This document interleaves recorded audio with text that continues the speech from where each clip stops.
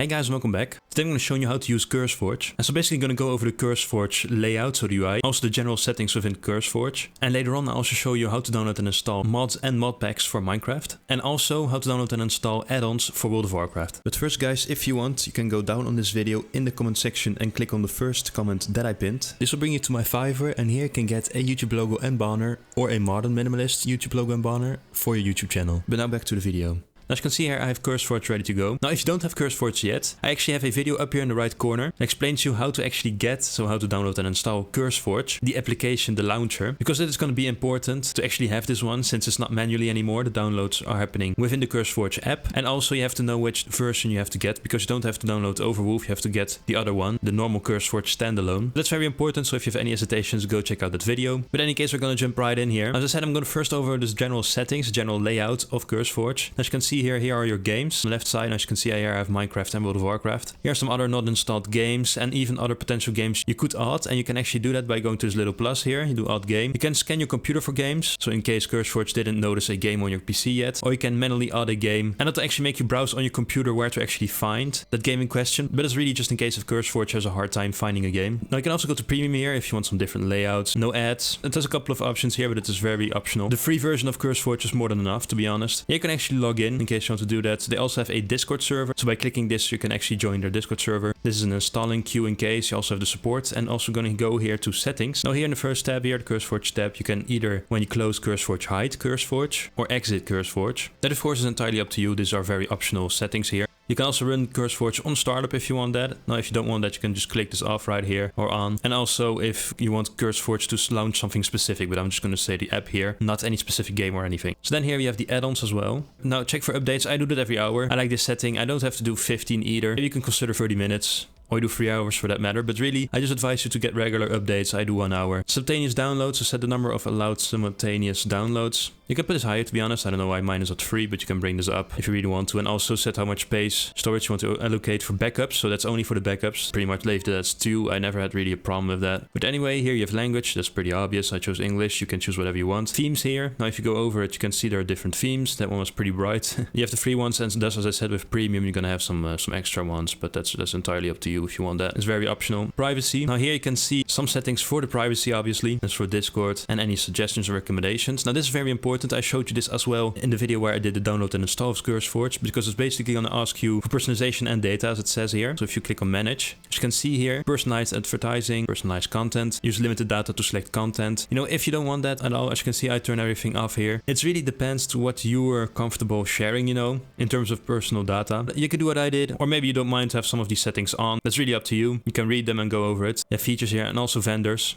So it could get a bit specific here, but really if you don't want that, just select them off here and don't consent. And then you can just click save and exit here. Now you can also use your data here for optimizing stability, basically for your experience and also for Curseforge work. Really just coming back to the fact if you want to allow some of your data to be shared or not. Anyway, I'm going to go to advanced. Same, this is just the number of file scans. You can set that to whatever you want. The log level can be info, can also be debug or error if you want to give priority to that. That's entirely up to you as well. Okay, so then we have the specific games here. So if I go to Minecraft, for example, here you can see the path, the latest release date. You can also do beta or alpha, that's up to you, but generally you want to keep this at release. This here is also important, game resolution. Use desktop resolution, you can just click that because I know what my resolution of my screen is, but you can also do custom, and I can do the same, for example 920 by 1080, because that's also the resolution of my screen. Comes back to the same thing basically. The dashboard, which can help you in game, but that's very optional, it's up to you. It can also get in the way sometimes. Okay, so that's the launcher settings. Classic, or you can do Microsoft Store as well. Because I'm using Minecraft Java. You will also be able to do this for Minecraft for Windows. In case you're wondering, don't worry. Some other small settings here. As you can see here, some profiles. I will go more into profiles afterwards. But for the moment, you can just leave this as this. For World of Warcraft here, same idea. We have the path here. So I am going to do it for retail here. I'm not going to do any of the classic versions of World of Warcraft. I'm really only going to go for retail here. But of course, if you're playing classic, Wrath of the Lich King classic or Cataclysm classic, of course, you want to select these right here. But I'm, as I said, going to go for retail. You can call this whatever you want here as well. You can also automatically install add-on updates. It's actually also very useful right here. As you can see, so you always have to manually update all. I'll show you that in a moment as well. Same here, you can go for release. And also here, if you want to delete the files that stay behind on your PC, on your disk C, on your local disk, you can actually choose to actually also delete the files with the add-on itself and everything that comes with it. And same here for the delete settings. Now then go actually here, you can do the little cross here, you can do the arrow to go back.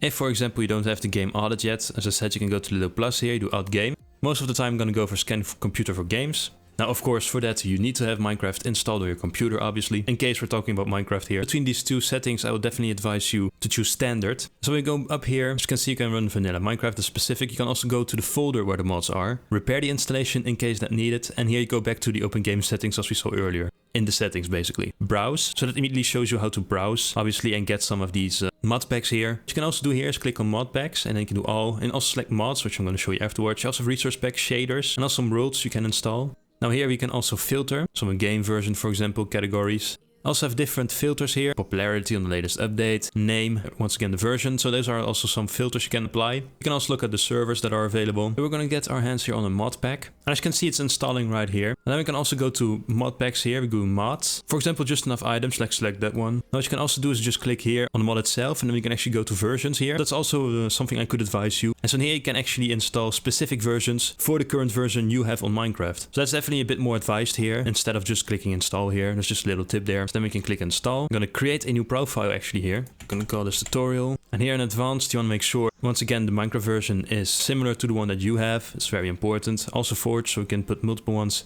in one pack, one profile if you will. Also, as you can see here, you have to forge different versions as a mod load version, just in case. And then we click create. As you can see, we have it right here. We have the just enough items in it right here. So basically all the mod and mod packs, we can put them here. You can put the resource packs, shaders, emeralds here in different tabs. So that's also very useful. And so what I wanted to show you earlier basically is, for example, if you have this called the drop buffs, for example, you can click on install here. In this case, we're going to select profile because we already have existing ones. And as you can see here, if I want to use the tutorial here, as you can see it's incompatible with these profiles right here, meaning that they can't work together as mods here in this case. So make sure that's also something to keep in mind, as I said, with the forge here, that they actually go well together if you're planning on using multiple ones at the same time. So that's very important. But then as you can see there, we're done for both of them. So our mod pack and our mod, which is within our tutorial profile, as you can see right here. Now you might have seen it, we can actually click on play right here. So that's what I'm going to do.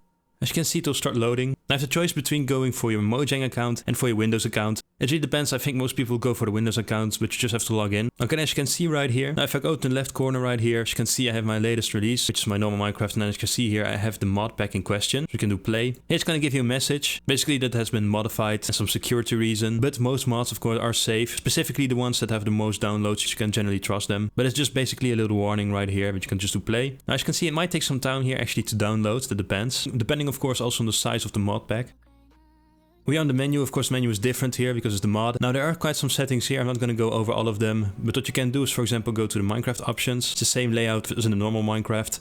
So I'm just going to click done here. Of course, you can do your regular settings there and some other settings, but we're just going to go ahead and do single player here. I'm just going to make a new world here. You can see even the loading screen is different. We can just select our Pokemon right here. So as I said earlier, as you can see the menu is already totally different because we're in a mod here, of course. And as you can see, I can go to my inventory right here. Basically, we're immediately here in the new world, which is of course focused around Pokemon here. So that's how you get the Minecraft mods right here. Then as I said, I actually wanted to go over the add-on system within Curseforge, which I use World of Warcraft for as an example. Now here, as you can see immediately, are all of my add-ons that I use within World of Warcraft. Now good thing is that some need an update here actually. I don't know what the problem is with this one. Now you can do them individually or select them and do like this, for example, and do update. Or you can just do update all. As I said earlier, now I can change it right here, but it's very important that up here it's select to retail or any of the classic versions of World of Warcraft. As I said, then you make sure that they're on classic, but otherwise, because I'm doing it for retail, I'm going to keep it on retail here. Then you can go into the featured here, popular ones, some new releases here, and also browse comes back to the same thing, basically shows you some of the popular add-ons here. Now usually, I said this before, but usually the more downloads it has, the more reliable, if you will, the add-on is. Some have into the hundreds of millions of downloads here. As you can see, they're very reliable, very known. As you can see, add-ons, and so you can trust those ones. It's more the ones, as you can see right here, if you go back to feature, that are more new, that can have some bugs in them, some problems, or just generally aren't good add-ons. That depends. That's why it's better, of course, to trust the bigger add-ons here, which of course was the same case with the Minecraft mods. Basically, then I'm going to take an add-on here just to show you how to install it. And I actually didn't even have DBM, so the most popular one, Deadly Boss mods, because I don't do a lot of PvE, but of course it's also useful in the open world, so I'm just going to do install. You can see here you also have a second one, but it is more focused on the most recent extension, which is War Within, and so you have the delves and events. It's a bit more specific, and of course, as it says, it requires Deadly Boss mods, so you do need to have the original add-on here to have the other extended add-ons, if you will, that can install as a bonus if you really need them, if you want something specific here. And of course, up here we could have also typed, for example, the name.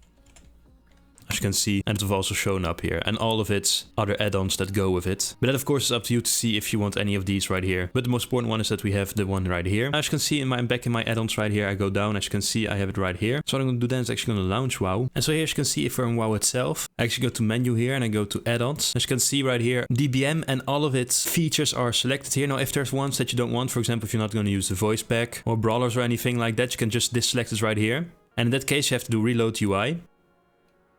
As you can see right here, now it's up in the right corner right here. We already have a little icon here. Now it's a pretty big add-on, so I won't go over all of it. But you can basically see all of the things here that you can change, you can add. But yeah, so as I said, the add-on itself is pretty big, so I wasn't going to go over all of the features. But you basically saw how I did it in the add-on list and how to access the add-on in question. There are of course more simpler and smaller add-ons out there that are way simpler to use. This was just an example, but that's also how you update and install add-ons in, for example, in this case, World of Warcraft. In any case, guys, I tried to cover Curseforge as best as possible, really going over the mods, mod packs, and add-ons in this case as well, so that you actually know a bit how to actually set up and how to actually start out with Curseforge when you're planning on using it. But anyways, guys, if you have any questions, leave them down below. Please leave a like, would be really nice. Subscribe would also be really nice. I hope to see you guys in my next video. Bye.